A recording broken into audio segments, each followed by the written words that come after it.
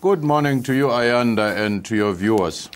As we commemorate, I don't know if that's a good word to use, but the tragedy that happened in Marikana, it's been 2 full years almost. Tomorrow it will be. Some are saying the miners died in vain. What I want to know from you this morning is what has changed 2 years on for the miners, for officials involved, for South Africa as a whole? Well, I would say at least you do have a lot more attention to that area, and there's a lot more debate around what mines can do for the communities surrounding their plants. And that in itself is a marginal change, but the labor relations have not improved that much. Hence, we had a prolonged strike, and the mining sector to some degree might be on the decline in relative terms because of some of the instabilities. The fundamental issue, though, is that socio-economic issues are the ones behind this desperate situation and the tragedy of Marikana. Now, the saga over the so-called spy tapes, if we can change gears somewhat, continues in the Supreme Court of Appeal in Bloemfontein today. The toing and froing carries on, and as far as legal proceedings are concerned. Recent developments, your thoughts? Well, I think it's a lot more damaging for these spy tapes and the issue of courts. It simply develops into a situation where people may start having a lot more imaginations about what is contained in the tapes or whether the tapes do have the substance that led to the acquittal or the removal of the case against the president.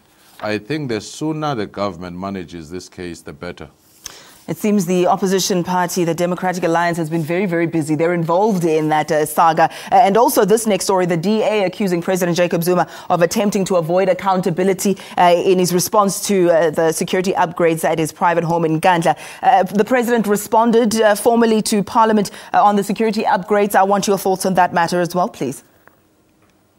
Well, again, the responses are not very much direct. They are still apportioning a responsibility to different ministries. So it looks like we may end up with the same answers as we had last year and at the beginning of this year, that the president was not directly responsible. But what is clear is that prices were inflated and procurement processes as well as the mandate or scope creep did occur, so somebody will have to account. The president's name is being thrown about quite a lot in our discussion at the moment. The National Director of Public Prosecutions, Mr. Mqolisi, President Jacob Zuma, they've agreed to hold talks to iron out their differences, as it were, over Nqasana's pending suspension. What are the chances of this issue being put to rest anytime soon? Well, it's unlikely. The history of NPA is the very tragic history of political machinations within that particular space. And that Nqasana is in a desperate war with his deputy and the other senior members of the NPA. He may want to have a point to prove, and he has pressed charges against his deputies. And that in itself means even if they try for now to put aside his suspension, it may not necessarily address fundamental issues of the NPA and its relationship to the political sphere. Professor Somadoda Fikeni joining us from our Pretoria Studios. Thank you so much for letting us pick your brain on a number of issues today. We'll have to leave it there as we take a look at something else.